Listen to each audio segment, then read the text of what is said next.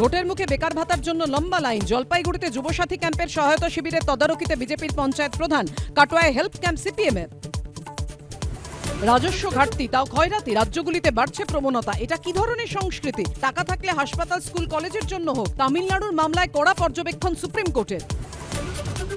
নথি নেওয়ার আগে তদন্তকারীদের অনুমতি নেননি মুখ্যমন্ত্রী। যা নিয়ে গেছেন তা তৃণমূলের নাকি কয়লা পাচার মামলার নথি আমরা নিশ্চিত নই। হলফনামা ইডির।